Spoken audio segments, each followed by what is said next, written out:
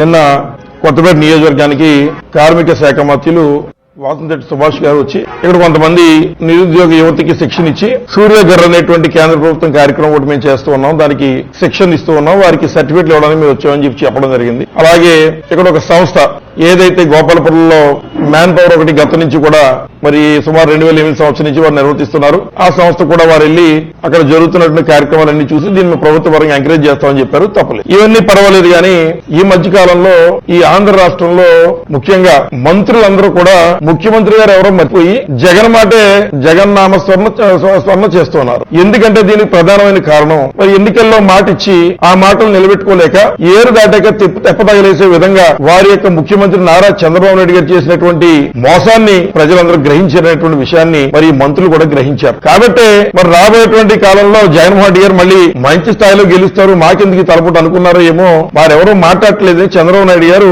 మీ మంత్రి పదవులు పీకేస్తారో మీరు మాట్లాడబోతే అని చెప్పారు. దాన్ని దృష్టిలో ఉంచుకుని ఈ వచ్చిన పదవులు ఎక్కడ పోతాయో అని చందంగా కొంతమంది మంత్రులు పిచ్చి ప్రలాపనలు అందులో భాగంగానే నిన్న వాసంశెట్టి సుభాష్ గారు కూడా మరి ఏ కార్యక్రమాలు చేస్తామని చెప్పి వచ్చి ఇక్కడికి మరి ఆయన నిన్న జగన్మోహన్ రెడ్డి గారు అన్నరాని మాటలు అంటూ ఉన్నారు. వారు చెప్పేది ఏమిటంటే ఈ అభివృద్ధి చూసి జగన్మోహన్ రెడ్డి గారు మరి ఓర్చుకోలేక ఆయన మత్స్యం తప్పేసింది, అందుకే లండన్ వెళ్లారు, లండన్ లో వైద్య పరీక్షలు చేయించుకుంటూ ఉన్నారు, వారికి ఆరోగ్యపరంగా కావాలంటే మేము డబ్బు సాయం చేస్తాం అది ఇది అని వారి స్థాయిని తగ్గించుకుని నిన్న మాట్లాడడం జరిగింది. మామూలుగా మనందరికీ తెలుసు అల్జీమర్స్ ఎవరికున్నాయి ఈ రాష్ట్రంలో, నారా చంద్రబాబు నాయుడు గారికి ఉన్నాయి. అలాగని మతిస్థిమితులు లేనోళ్లు మతిస్థిమితులు లేని పనులు చేస్తారు. ఈ రాష్ట్రంలో ఇది ఎవరు చేస్తారని చెప్పి ఒకసారి మనం ఆలోచన చేస్తే ప్రస్తుతం మన ముఖ్యమంత్రి ఉన్నటువంటి జగన్మోహన్ రెడ్డి గారు ముఖ్యమంత్రి కాదు, కానీ మరి ముఖ్యమంత్రి ఎవరు? నారా చంద్రబాబు నాయుడు గారు. నారా చంద్రబాబు నాయుడు గారు ఈ మధ్య కాలంలో మతిస్థిమితం కోల్పోయి చేస్తున్న పనులు ఏమిటని ఒకసారి చూస్తే మరి మనందరికీ తెలుసు విశాఖపట్నంలో భూముల యొక్క విలువ మరి 100 కోట్ల ఉండి ప్రభుత్వానికి ఆస్తి రూపేణ అవి అక్కడ ఉంటే వాటిని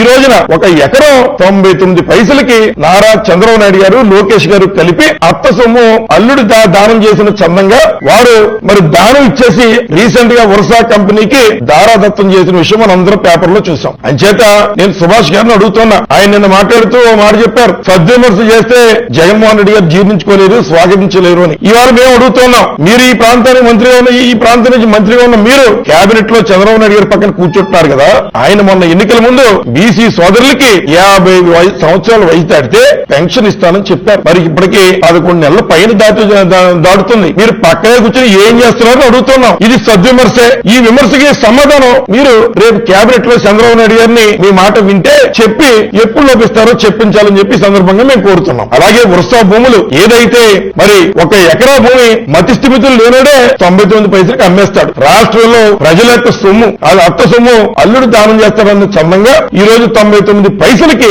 ఎకరం అమ్మేసే కార్యక్రమం చేస్తున్నారు. ఇవాళ ఎక్కడైనా ఒక ఇడ్లీ కూడా రావట్లేదు రూపాయికి. అట్లాంటిది చంద్రబాబు నాయుడు గారు ఇటువంటి మతిస్థిమితులు లేని పనులు చేస్తున్నప్పుడు మీరు విశాఖపట్నంలో అమ్ముతున్నారు కనుక వాసంశెట్టి సుభాష్ గారు కూడా విశాఖపట్నం వెళ్లి మేము చెప్పింది వాస్తవమా కాదనేటువంటి చూసి ఆ పక్కనే మెంటల్ హాస్పిటల్ కూడా ఉంది, మరి అందులో వారు ముఖ్యమంత్రి గారిని జాయిన్ చేస్తారా అని అడుగుతున్నాం. మరి అలాగే కేవలం ఇదే కాదు, అనేది అభివృద్ధి చేస్తారనుకోండి, కానీ మరి వాస్తవాలు మనం ఒకసారి చూస్తే ఒకసారి మన పక్క రాష్ట్రమైన తెలంగాణలో ఏం చేస్తారు? తెలంగాణలో కేసీఆర్ గారు కూడా సచివాలయం కట్టారు, దానికి శాశ్వతమైన సచివాలయం కట్టారు వారు. ఈ శాశ్వతమైన సచివాలయం కట్టడానికి మరి ఆ రోజు తెలంగాణ ప్రభుత్వానికి 613 కోట్లు.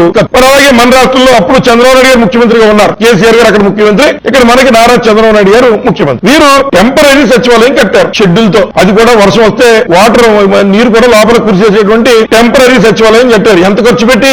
1500 కోట్ల రూపాయలు ఖర్చు పెట్టి టెంపరీ కట్టారు. మళ్ళీ ఈ రోజు అధికారంలోకి నారా చంద్రబాబు నాయుడు గారు వచ్చి మళ్ళీ పూర్తి స్థాయిలో మరి శాశ్వతమైనటువంటి సచివాలయం కడతాను అని చెప్తున్నారు. దానికి ఎంత ఖర్చు అవుతుంది అని అడిగితే 4600 కోట్ల రూపాయలతో మేము మరి ఈ శాశ్వత బిల్డింగులు కడుతున్నామని చెప్తున్నారు. ఒకవైపున ఉన్నటువంటి తెలంగాణ ప్రభుత్వం 613 కోట్లతో బిల్డింగులు కట్టి కళ్ళగట్టినట్టు చూపిస్తూ ఉంటే ఇక్కడ 4600 కోట్ల రూపాయలు అప్పులు తెచ్చి ప్రజల నెత్తిని భారం పెట్టి ఈ ఆంధ్ర రాష్ట్రాన్ని అప్పులు కుప్పగా తయారు చేసి దాన్ని రాజధాని పేరు పెట్టి మరి లోకేష్ గారిని అత్యంత ధనవంతులు చేసుకోవడం కోసం ఈ రోజు మీరు ప్రజాధనాన్ని ఈ రకంగా లూటీ చేయడం ఎంతవరకు సబబు అని చెప్పి ఈ సందర్భంగా మేము అడుగుతున్నాం. అలాగే మరి ఇంకా అనేక విషయాలు మాట్లాడేవారు. లోన్స్ ఎవరైతే సామాన్య ప్రజానికానికి లోన్లు మేమే ఇస్తున్నాం, మరి ఇక వీళ్ళు ఇవ్వట్లేదు, ఎవరు ఉన్నటువంటి వైఎస్ఆర్సీపీ వాళ్ళు ఏమీ చేయలేదు, అన్ని మేమే చేస్తున్నాం కూడా నిన్న సుభాష్ గారు ఇంకా సత్యేంద్ర గారు ఇద్దరు కూడా చెబుతున్నారు. మరి మేము అడుగుతున్నాం, మొన్న ఏదైతే ఎస్సీ ఎస్టీ బీసీ మహిళలకు గాని లేదా ఉన్నటువంటి కాపు నేస్తం గాని అందరికీ అన్ని వర్ణాల్లో ఉన్నటువంటి వారికి జగన్మోహన్ రెడ్డి గారు ఆ రోజున కులం లేదు, మతం లేదు, పార్టీ లేదన్న చందంగా ఒక గ్రామానికి వచ్చి ఎవరికైతే 40 సంవత్సరాలు వయసు దాటినటువంటి ఆడవాళ్ళు ఉన్నారో అందరికీ సంక్షేమ కార్యక్రమాలు, వారు చిన్న చిన్న వ్యాపారాలు చేసుకోవడానికి సాయం చేసే కార్యక్రమం జగన్మోహన్ రెడ్డి గారు చేశారు. మరి ఈ రోజు నారా చంద్రబాబు నాయుడు గారు ఏం చేస్తున్నారంటే గ్రామానికి వచ్చి 3 లోన్లు ఇచ్చి అవి కూడా మరి కేవలం జనసేనకు ఒకటి, బీజేపీకి ఒకటి, తెలుగుదేశానికి ఒకటి, గ్రామానికి వచ్చి 3 లోన్లు ఇచ్చి కేవలం అయిపోయిందంటే దుకాణం సర్దేసే కార్యక్రమం మరి ఈ యొక్క ప్రభుత్వం ఎవరైతే ప్రస్తుతం కూటమి ప్రభుత్వం చేస్తుందని చెప్పి ఈ సందర్భంగా మనవి చేస్తూ ఉన్నా. అలాగే మరి ఇంకా అక్కడ ఉన్నటువంటి బండారు సత్యేంద్ర గారు మాట్లాడుతున్నారు, 8 లక్షల కోట్లు చంద్రబాబు నాయుడు గారు పట్టుకొచ్చేశారు, దాంతో మేము అభివృద్ధి చేస్తాం, మేము డిఎస్సీ ఇచ్చేసాం, డిఎస్సీ 16,000 కోట్లు ఇచ్చేసాం చెప్తున్నారు. ఎప్పుడు హామీ ఎప్పుడు ఇచ్చారని అడుగుతున్నాం. అలాగే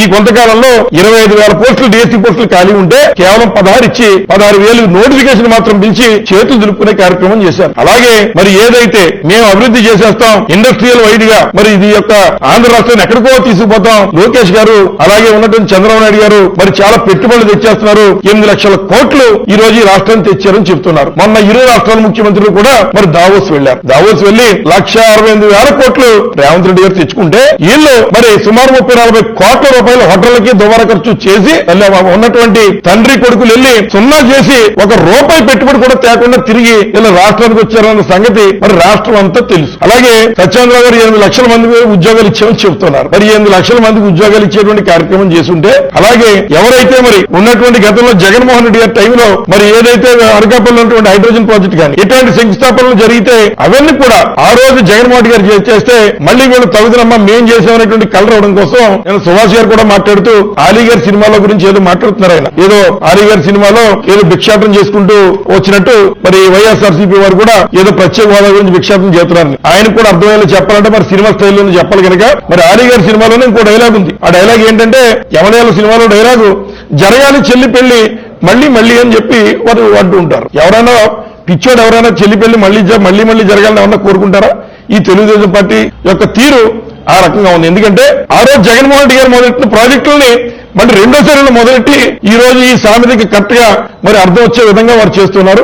ఒక్క కొత్త ప్రాజెక్టు కూడా ఈ ప్రభుత్వంలో వీళ్ళు తెచ్చింది లేదు. కేవలం జగన్మోహన్ రెడ్డి గారి యొక్క కష్టంతో తెచ్చినటువంటి ఏదైతే పోర్టులు కానీ ఈ రాష్ట్రానికి సంపద సృష్టిస్తానని చెప్పిన చంద్రబాబు నాయుడు గారు జగన్మోహన్ రెడ్డి గారు సృష్టించిన సంపదనే ఈ రోజు తెగనమ్ముకోవడానికి ఈ రాష్ట్రంలో కార్యక్రమాలు చేస్తున్నారని ఈ సందర్భంగా మీకు తెలియజేస్తున్నా.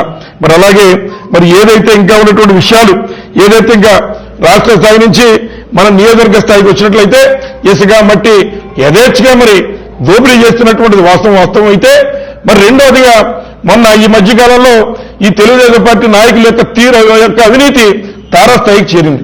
చికెన్ సెంటర్ దగ్గర మొదలెట్టి వీళ్ళు బ్యాంకర్ల వరకు చిట్ ఫండ్స్ వరకు కూడా ఎవరైనా ప్రజలను మోసం చేస్తే వారి డబ్బులు పట్టేసి వారిని కూడా మోసం చేసే కార్యక్రమం చేస్తున్నారు. ఈ మధ్య కాలంలోనే కొత్తపేట ఒక బ్యాంకర్స్ 15 కోట్లు ప్రజలకు శతకోపం పెడితే వారి దగ్గర తెలుగుదేశం పార్టీ నాయకులు మరి ఉన్నటువంటి పైనుంచి కింద దాకా 40 లక్షల రూపాయలు తీసుకుని